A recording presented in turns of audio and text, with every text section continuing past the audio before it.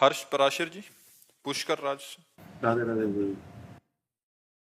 महाराज जी, मैं पुष्कर राज से आया हूँ। महाराज जी, आप कह रहे हैं महाराज जी कि भगवान ने ये सारे युग मतलब अगर समाप्ति करने थे तो बनाए क्यों? खेल खेल क्यों रचा ऐसा? मतलब अगर भगवान ने क्यों रचा, ये नहीं, ये प्रश्न नहीं किया जा सकता। इसका उत्तर भगवान देंगे। हम तो उनके भक्त हैं, हम तो उनके दास हैं। भगवान से प्रश्न करो कि आपने क्यों रचा। गुरु जी, जब मृत्यु ही मतलब सब कुछ अंत करना है भगवान को, अंत नहीं कर, किसी का अंत नहीं है। खेल है, परिवर्तन है। आप बताओ अंत क्या है? जैसे सभी लोग बोलते हैं कि अपना कलयुग का अंत हो जाएगा, सृष्टि का विनाश हो जाएगा, सब कुछ हो जाएगा। हमारी बात सुनो, 3 लीलाएं हैं भगवान की, वो हर क्षण होती रहती है। ये सेकंड है, इस सेकंड में लाखों लोग पैदा हो गए, लाखों लोग मर गए, लाखों लोग आनंदित हैं, लाखों लोग दुखी हैं। पूरी सृष्टि में भगवान ने 3 लीलाएं की। ब्रह्मा रूप से सृजन करना, विष्णु रूप से पालन करना और शिव रूप से संहार करना। वही भगवान ब्रह्मा है, वही भगवान हरि है, वही भगवान हर है, कोई अंतर तो नहीं। और वही चराचर जीव बने हुए हैं, कोई और थोड़ी है। वो अपने आप से अपने आप का सृजन करते हैं, अपने आप से अपने आप का पालन करते हैं और अपने आप से अपने आप का संहार कर देते हैं। आपको इसलिए प्रश्न उठा कि आप देहाभिमानी जीव हो। आप इस समय देह भाव से बोल रहे हो, देह भाव से बोल रहे हो क्योंकि देह भाव ही है। अभी परमात्मा भाव में तो आए नहीं हो, इसलिए आपको बड़ा भयावह लग रहा है। भगवान ने ऐसा किया क्यों, भगवान ने ऐसा रचा ही क्यों? जब विनाश ही करना था तो रचना क्यों था? नहीं, उनका खेल है। जैसे बच्चे जो है ना घरौंदा बनाते हैं, बिगाड़ देते हैं, उनसे पूछो क्यों, ऐसा क्यों किया? उनका खेल है, उनके पास क्यों का उत्तर थोड़ी।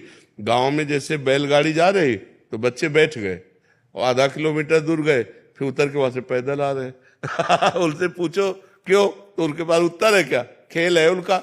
ऐसे ही भगवान का एक मायामय ये खेल है।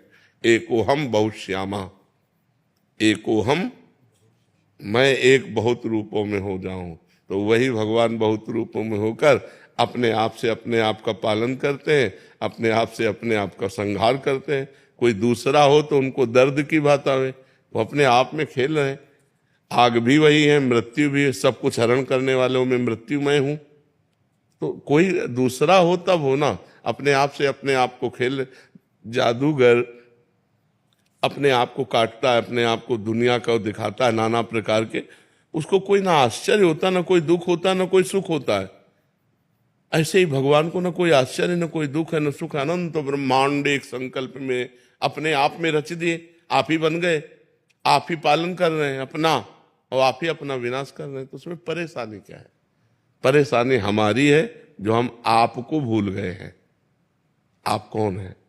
तो आप शरीर को लेकर के बोलेंगे मैं अमुक हूं, मेरा नाम यह है, वो नहीं है। तो इस ढांचे का परिचय दे रहे हैं आप अपना परिचय बताइए, तो आप अपने को जान पाए कि आप कौन है।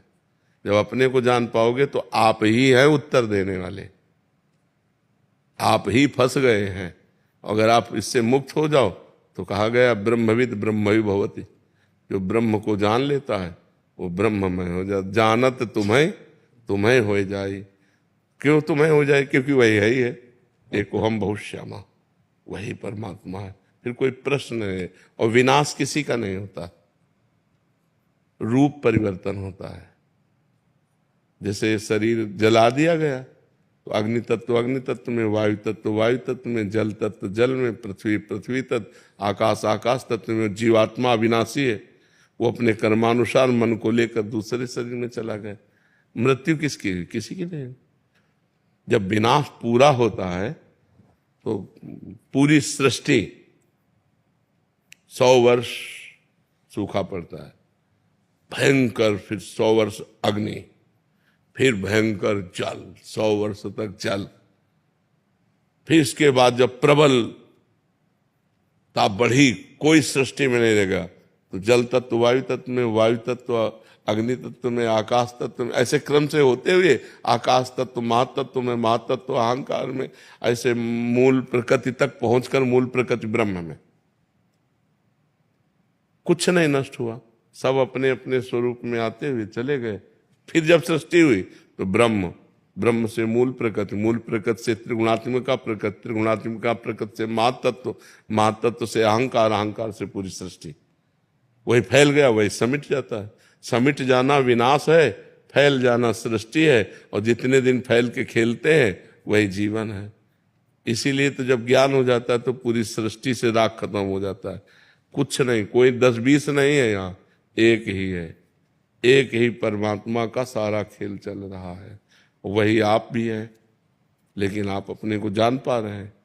मैं परमात्मा कैसे हो सकता हूं? तो आप देह भाव से बोल रहे हैं। स्वरूप में आइए, स्वरूप कौन है? स्वरूप कौन है? तो स्वरूप का ज्ञान है नहीं, तो इसीलिए देह भाव के होने के कारण जन्म मरण, दुख सुख, लाभ हानि, मान अपमान, जय पराजय ये भोगना पड़ रहा है। बड़ा कठिन है। इसीलिए भजन करो और मुक्त हो जाओ। साधन धाम मोक्ष कर द्वारा, मोक्ष को प्राप्त कर लो तो ये जीवन सार्थक हो जाएगा।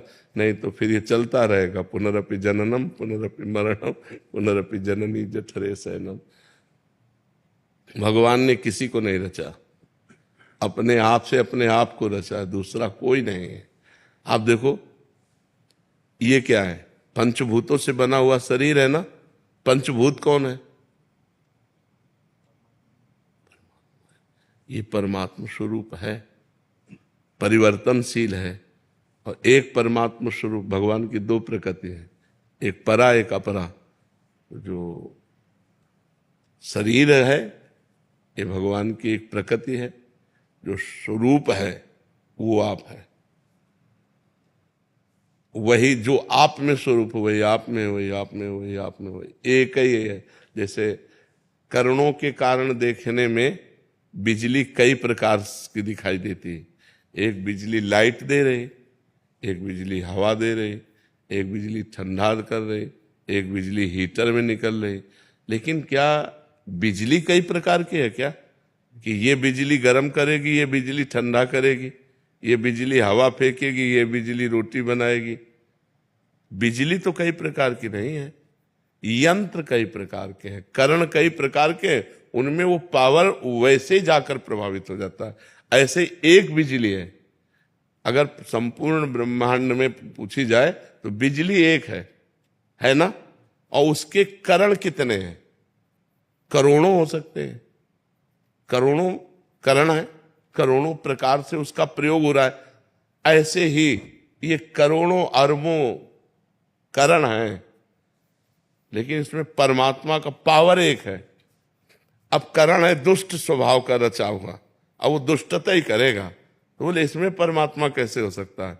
नहीं, परमात्मा ही है। वो करण के प्रभाव से ऐसा बोल रहा है।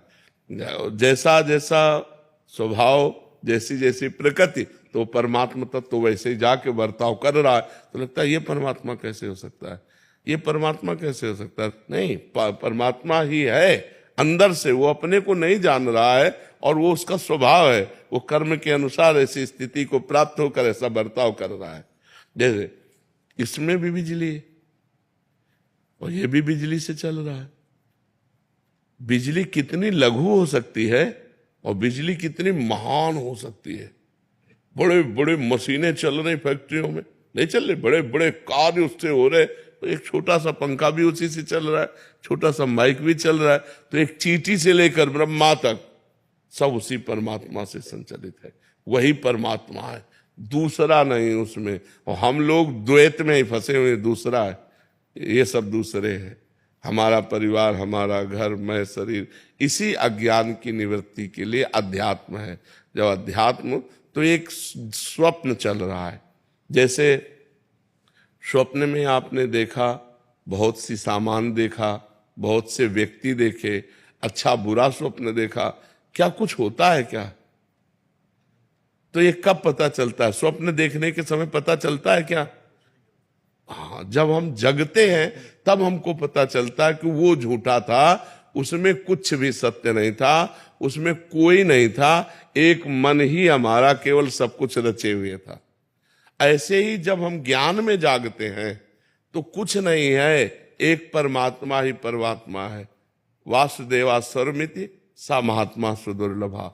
बहूनाम जन्मनावन्ते ज्ञानवान माम प्रपद्यते वासुदेवा सर्वमित सा महात्मा सुदुर्लभा। बहुत जन्मों की साधना के बाद जब ये ज्ञान प्राप्त होता है कि एकमात्र भगवान वासुदेव ही विराजमान है, दूसरा कोई नहीं, सब वासुदेव, सर्वम खलमिदम ब्रह्म, सब ब्रह्म। अब कहाँ परेशानी? वो अपने आप में अपना सृजन कर रहा है, पालन कर रहा है, विनाश कर रहा है, ये स्वप्न है। उमा कहूं मैं अनुभव अपना, सत हरि भजन जगत सब। तो सपने में हम सब कुछ देख रहे हैं। एक जागृत अवस्था जो हम मान रहे हैं ये मोह की है। स्वप्न में अपने को सोया हुआ मानते हैं क्या? उसमें जागते हुए तो होते हैं, लेकिन क्या जागते हैं क्या? ऐसे ही मोह निशा सब सो अनिहारा। मोह निद्रा अज्ञान में हम इस समय हैं, और जिस समय ज्ञान प्राप्त होगा, असली में जागना ज्ञान में होगा, तब आप देखना जब ज्ञान प्रकट हो जाता है एकमात्र भगवान ही भगवान है, कुछ नहीं, न कोई हानि है, न लाभ है, न जय है, न पराजय है, न उन्नति है, न अवनति है, न जन्म है, न मरण है। कि ये सब स्वप्न जैसा चल रहा है, भयावह स्वप्न चल रहा है। इसीलिए कहा जाता है साधना करो और जग जाओ। जग गए तो जे ही जाने जग जाए हेराई, जागे जथा स्वप्न भ्रम जाए। जिस परमात्म तत्व को जानने के बाद ये संसार संसार नहीं रहता, ये परमात्म स्वरूप हो जाता है, सब भय भ्रम खत्म हो जाता है। समझ पा रहे बच्चा?